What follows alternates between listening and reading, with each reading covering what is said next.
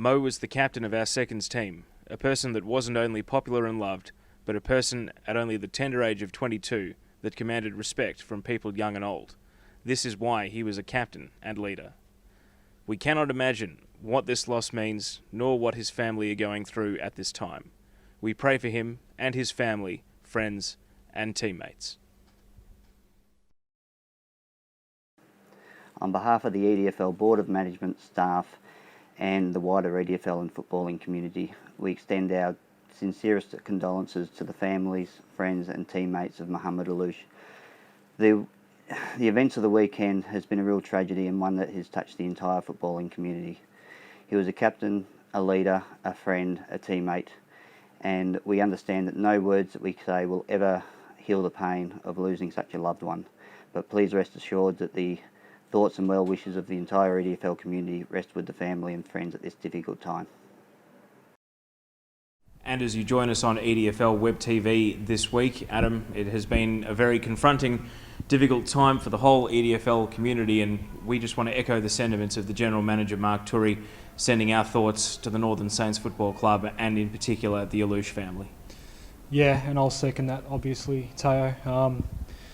We're really thinking of everyone down at the Northern Saints at the moment. Also, Avondale Heights and the trainers, the opposition players, the teammates of Mo as well. And look, anyone down at the Northern Saints that may be watching this right now, one thing to really keep in mind is that you've got 26 other EDFL football clubs that are right behind you right now. We're all unite and stand as one in support of your great football club. And look, hopefully you guys can get back out on the field sooner rather than later and really pay tribute to Mo the best way you know how, and that's by playing good, exciting footy. It may seem trivial, but we will be talking football as part of this week's episode. If you want a week away from thinking about footy, we don't blame you. We're going to take a little break, and when we come back, we'll talk through all the issues of the week. But in the meantime, if this is where we leave you, our thoughts are with you getting through this difficult time.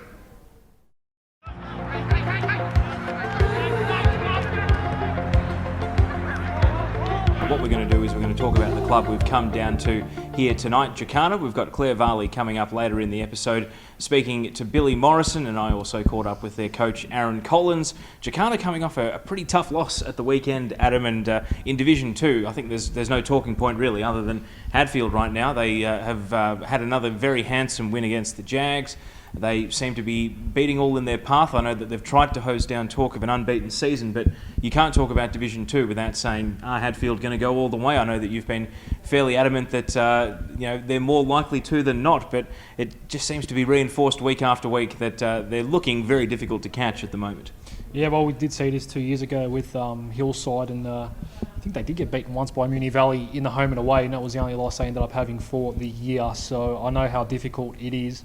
And, to be honest, Hadfield probably doesn't have the on-field strength that Hillside did 2 years ago. So they probably are going to go down sooner rather than later, and especially considering that a lot of clubs have now improved and we've really got a big five in the on the ladder in Division 2. So they probably will go down sooner rather than later. But right now, they really do look unstoppable, and even against the top teams, no one's really come close. I mean, it's a scary proposition coming up against Hadfield right now. 4 pretty lopsided scores at the weekend, so what we might do is look ahead to the feature game coming up on radio this weekend. We're doing back-to-back Division 2 games. We're going to see Coburg Districts and Roxburgh Park the weekend after, but this week it's the feature game up at East Sunbury taking on Jacana, and this is a non-negotiable for Jacana. Not only do they need the 4 points, they probably need to repair their percentage a bit as well if they are going to catch Moonee Valley for 4th spot. So while I think Jacana will win, what can East Sunbury do to try and take the challenge up to the Jags? Because of course we went and saw them up there against Burnside Heights last year, and they do play Goonawarra pretty well. So this may yet be a banana skin for Jacana. Yeah, look, Jacana's been very up and down so far this year. They've had some great highs, a great win against Roxburgh Park, but maybe have struggled a little bit against the other teams around the 4, and obviously too good for the teams below them. So yeah, they really should be expecting to win this game by 3 figures on the weekend and probably get some confidence back. I mean, we'll hear from the coach a little bit later, and we spoke to Billy Morrison as well, a club really desperate and keen to be back playing finals footy, which has been missing for a while now down here. And yeah, these are the kind of games on the weekend where you just want to get some confidence back. We have a really good win, all due respect to the East Sunbury. They're going to be facing a pretty hungry and fired up Jacana side. And look, hopefully they can get rolling. They're 5th at the moment. They're outside the top 4, but they're definitely in that race to get into the top 4. One team will be unlucky. Hopefully it's not Jacana. 3 figures. Well, spot the guy who's having the weekend off. He said that, not me. We're going to jump into the interviews now. Aaron Collins, the Jacana coach, and first, Claire Varley caught up with Billy Morrison. We're here with Billy Morrison from Jacana. Thank you for joining us today. Worries. This weekend, Jacana are playing East Sunbury in the EDFL's feature game. Yep. How much are you looking forward to being the focus? Yeah, it's good, you got other clubs from the EDFL coming down to watch Jacana football, and, other clubs haven't really got to see what Jacana have this year, and, we've got a really good side, and, hopefully we can get a win and be a feature game. Yeah. How would you describe the spirit and the morale amongst the players at the moment? Yeah, it's really good. We had a few disappointing weeks last 2 weeks, but expect us to bounce back. Everyone's, still getting numbers to training, and everyone's still up and about, and hopefully we get another win this week. And yeah.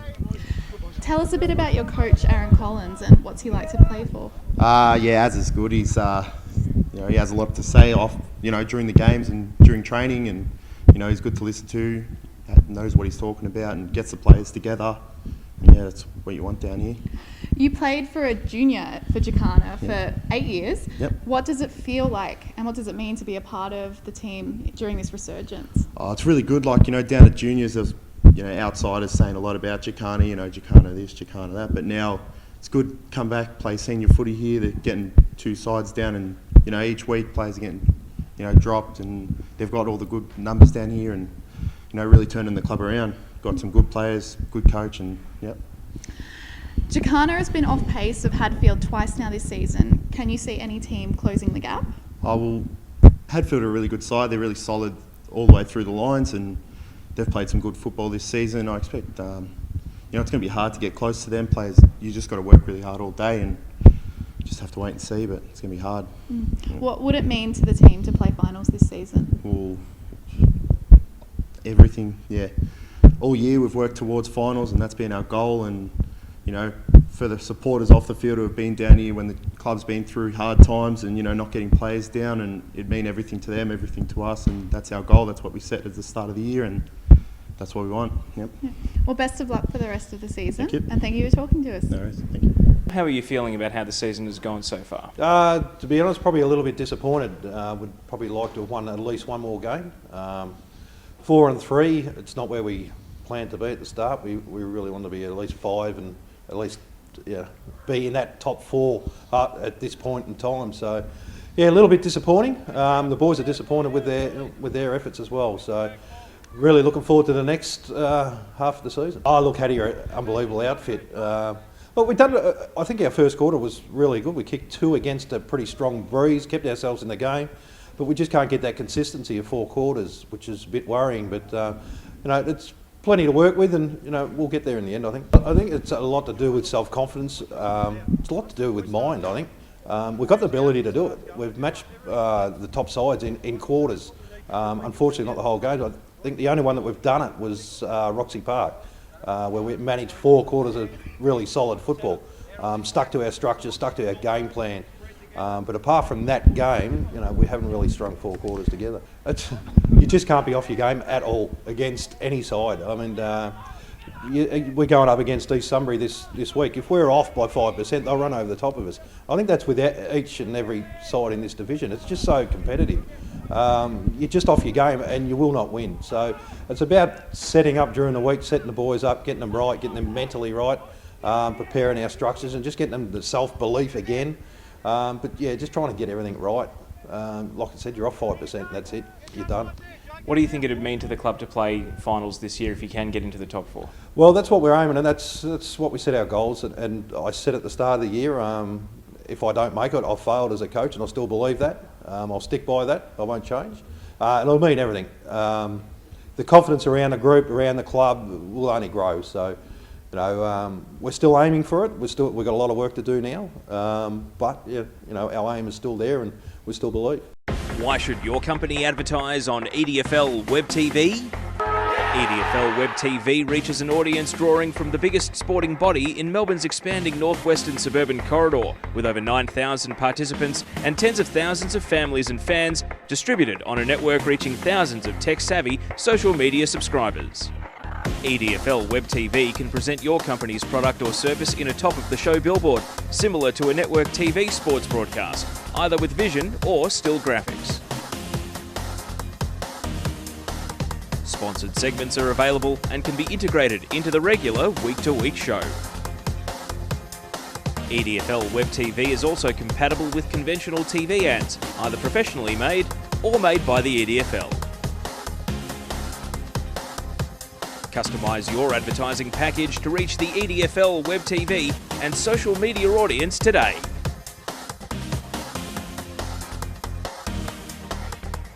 Aaron Collins there, the Jacana coach, and just a reminder that it will be a 2 p.m. start on radio this Saturday, 98.9 Northwest FM, and also streaming via the EDFL team app. All right, let's move on to Strathmore Community Bank Premier Division. We've got some match footage coming up of the blockbuster game, at least it was, counting down to it between Strathmore and Greenvale. It went on to become a bit of a fizzer, aside from one very notable controversy, and that is that we don't know what the final score is.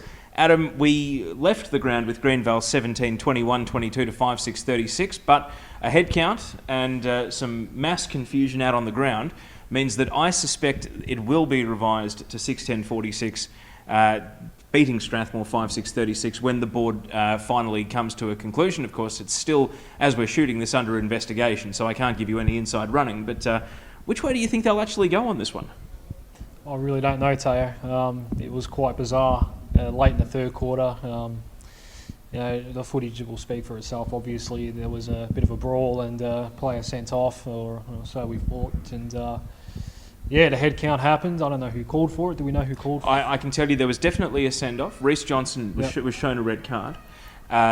There was definitely a head count called for from the Strathmore bench. So it was Strathmore. And as far as we know, Greenvale had 18 on the ground when they should have had 17 at the time. The umpire stopped play and called the head count. But Strathmore were onto it straight away. 2 leave the ground, 2 come on. It should have been 2 leave the ground, 1 comes back on. Greenvale are going to argue their case. Strathmore will argue their case. The 4 points isn't going anywhere.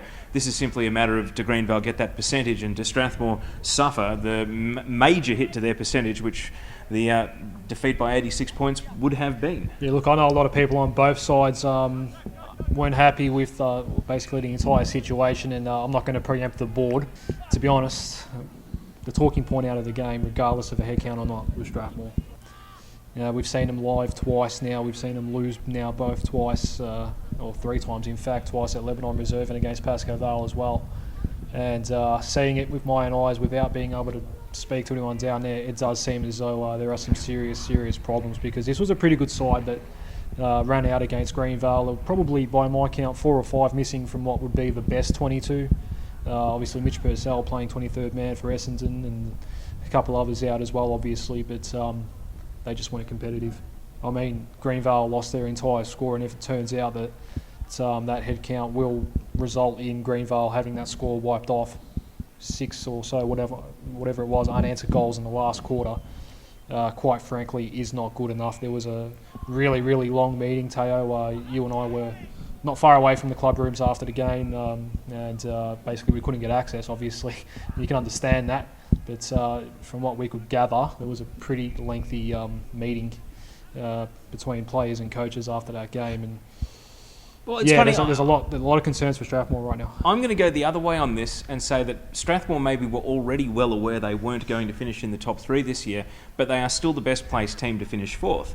And I think whoever finishes 3rd out of Aberfeldy, Greenvale and Pascoe Vale gets the bogey prize, which is a team that maybe hasn't had to do the hard work chasing the top 2, but will still be waiting there with an elimination final with as good a chance as any other team of actually winning the flag come the end of the year. We've got 3 clear divisions in the competition at the moment, and that mini group of Strathmore, Keilor, Avondale and Maribyrnong Park, I think you're still taking Strathmore. And I wonder, has that mindset actually started to enter the players' thoughts, that they're kind of resigned to the fact that they're not going to finish in the top 3, but they're still a long way away from actually resolving getting that 4th spot by winning the mini league. And Maribyrnong Park and Avondale Heights and Keilor, they all keep taking wins off each other. So I think Strathmore is still the standout team for 4th spot, and maybe, even though they're not actually that close to the top 3, their prospects of winning the premiership have not been damaged quite as much as some of the margins would have suggested in recent weeks. They haven't improved. No, that's probably the problem. They're still very good. They probably didn't need to improve a whole lot to again make finals this year. That will probably end up being the case. But obviously, Aberfeldy's improved. Pascoe Vale's obviously improved. I've been bandying around the hangover word a little bit about Strathmore. I'm just going to hold off for the time being because it might actually be a case of, they just haven't really improved a whole lot. And to be honest, we'll hopefully find out a bit more in coming games. They still haven't played Aberfeldy yet, so we'll see how they go against the benchmark. And we'll just hold fire for the time being. So I think you're right. They're still obviously the 4th best team in the league. And I know they got beaten by Keilor on Good Friday, Teo, but I'd still be having Strathmore ahead of Keilor in that Final 4, and I think they're still ahead of Maribyrnong Park as well. Let's talk about Greenvale. We're going to hear from James Rohan, the captain, in just a moment. One of the players that was out there negotiating with the umpires as they discussed whether or not the score was going to be taken off the board. But this was a Greenvale team missing a lot of midfield talent, and yet guys still stepped up and got the job done. They really did look like a powerhouse, like the Greenvale that we've come to know in the last 5 years, with the exception of last season. And it was a fairly ruthless performance in that last quarter, chasing down Strathmore's score and leaving nothing to chance to make sure that they did have more than 36 points at the end of the game. Yeah, extremely good performance by Greenvale in the end. And I was in the 3/4 time huddle, and by the way, best on ground, Shannon Grant. Unbelievable coaching performance by Shannon Grant on the weekends, and we understand he had to go pretty quickly after the game, but I know he quickly spoke to you, I think, from memory. I think I saw you outside the rooms having a chat to him. And he speaks really well. First time I'd seen him live in the huddle, and just instilled the boys with so much confidence. Obviously, basically scrap what's happened there, and whether the score's down to 0 or not, let's go out and take this game on. I really like that. Really positive energy coming out of Greenvale at the moment. So, they're fine, Teo. They're probably not up to the level of Aberfeldy and maybe Pascoe Vale just yet, but Abbas and Paco don't want to be running into the green and black machine from Section Road come season's end. Well, let's hear from the Greenvale captain now, James Rohan. He caught up with us in the box after what was a very interesting Saturday.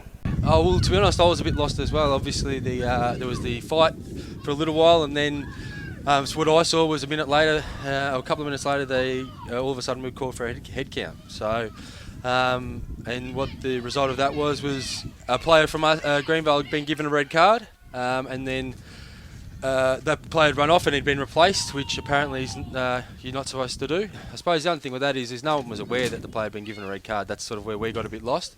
And even when they were given the head count, they were still a bit unsure of what was going on. So it was confusion all around. Yeah, well, pretty much. It wasn't really spoken about. I mean, basically the coach said, that's happened now. The score, we don't know what's going to happen, but all we've got to worry about is, keeping our composure, pushing forward and just scoring as much as we can. No Brewer, Nana out for the day early. No Gazzo, no Sardo. Who stepped up in that midfield to make it happen in such an emphatic way? I think Nick Lower definitely showed, the classy player that he is. And Adam Marrick, every week he's getting stronger and stronger, and you can see, how much it means to him to be back at the club and giving his all. Lower's only been named once in the best this year. Is that because the club's marking him hard, or has he just been finding his feet back in this level of footy? Oh, maybe a bit of both, I think. I think the last few weeks he's really starting to find his feet, and you're starting to see how good a player he will be going forward. James Rohan there, and you can hear that full chat on the EDFL podcast, where we've also discussed the other games played in Premier this weekend. Just click through to the EDFL YouTube channel. All right, Adam, one game coming up in Premier this weekend. It's Avondale Heights hosting Airport West at Canning Reserve. Avondale Heights obviously not playing at the weekend against the Northern Saints, so they'll come off a break into this one. Airport West going down in a close one to Maribyrnong Park after hanging with them all game. Is there any prospect here that Airport West can basically land a major blow in the relegation battle, pick up 4 points here and relieve some of the pressure by beating Avondale Heights? Yeah, look, it's obviously an unexpected lead into this game for Avondale Heights, and they've had to probably rejig some of their preparation for this particular game. Look, Airport West pretty competitive against Maribyrnong Park, but still couldn't get over the line. But looking at the ladder right now, where Avondale Heights is at and how they've performed so far this year, they're probably hanging to claim a really decent scalp, and not necessarily by upsetting Airport West because they're a warm favourite, but beating them well. So my fear this week is for Airport West basically getting smashed, to be honest. This could be 3 figures. I'm not too confident about that, so considering how Avondale Heights have gone so far this year. But if they're at their best, and if they can get something close to their best 22 out on the park, I'm not sure what Airport West can do about it. Well, we'll see those around the ground scores coming through on Saturday. Let's move on to Essendon Forward Division 1 now, where the big talking point is Oak Park. They are now clear third on the table after coming from behind at half-time to beat Tullamarine. When we saw the half-time score come through, I'd tipped Tulla. I wasn't that surprised, but credit to Oak Park. They rallied back in the second half and enjoyed a narrow victory. It means that they go to outright third. They're only half a game behind Essendon due to Stars, and we weren't really sure where they were at after getting belted by Craigieburn, but it does seem as though they are a top 4 team this year. And to be honest, I still think Tulla's right up there with them, and the onus is currently on everyone outside the top 4 to actually make a run at these guys, and West Meadows, it starts with them. So, Adam, what do you make of the results in Division 1 at the weekend, but in particular, Oak Park saying we are maybe the 3rd best team in this competition? This was probably the most intriguing game of the year going into it, and even coming out of it now. I would have loved to have seen what took place here on Saturday. And look, Oak Park, same amount of wins as Essendon do to Stars. It's quite remarkable. You can talk about their draw, but they come up against a pretty good side in Tullamarine. Had a really bad performance the week before and have done that. So congratulations to Benny Chapman and all the boys down there. And they should be feeling pretty confident now that they probably will avoid relegation. It's still a very tight division, but they've probably got that taken care of now, so they can focus purely on trying to stay in the top 4. So really impressed by Oak Park, and like I said, just a really, really fascinating battle now between them, Tullamarine, West Meadows. I mean, someone's going to be pretty unlucky to miss out. And just briefly on Tullamarine, we spoke about their lockdown strategy to try and limit the damage or stay close with Essendon due to Stars. This was another arm wrestle. Both teams scored under 70 points. It's not uncommon in Division 1 football that we see scorelines like this, but how worried should Tulla be that in a low-scoring game they gave up a pretty handy half-time lead and were overrun in the end by Oak Park? Yeah, they've been very inconsistent in games this year, Tullamarine. I'm not sure how many 4-quarter performances they've been able to put together yet, but I think they struggled early against Hillside as well. We saw them struggle early against West Meadows. They cannot get 4 quarters together at the moment, but look, they've done all right. They're still ahead of the win-loss ledger, and they're in the top 4, so they've probably got a little bit of time to work on that. There'll be obviously the week off to think about that, and they'll have another bye coming up later on in the year where obviously they get some extra time to be able to work on that and get the mindset right for finals, because if they do get there, they don't want to be up and down in those particular games. And look, Will Becker's had a really good year. Scott kicked 2 goals as well. Becker got 2 obviously. So to be up by 18 points, really disappointing. But I think hopefully Anthony Layden has figured out what the problem is, why they can't put 4 quarters together. And if they can, look out, because they're a very scary proposition. Well, that's it for Essendon Forward Division 1. We'll speak about all the other games on the podcast. Just click through to the EDFL YouTube channel. All Division 1 teams enjoying the long weekend coming up this week. No preview show on YouTube because we've already discussed the only 2 games coming up. But the van will be heading up to East Sunbury on Saturday, and it's a 2 p.m. start on Northwest FM and the EDFL team app. So make sure you join us then for East Sunbury versus Jacana, feature game for broadcast in the EDFL on the Queen's birthday Saturday. Adem Saricaoglu, thanks for joining me down here at Jacana tonight. Thank you again, Teo, and some good hospitality down here. And we might come back for a home broadcast game perhaps sometime in the future. And thank you very much for joining us on the EDFL YouTube channel. Don't forget to subscribe, and we'll see you back here on the EDFL YouTube channel for EDFL Web TV next week.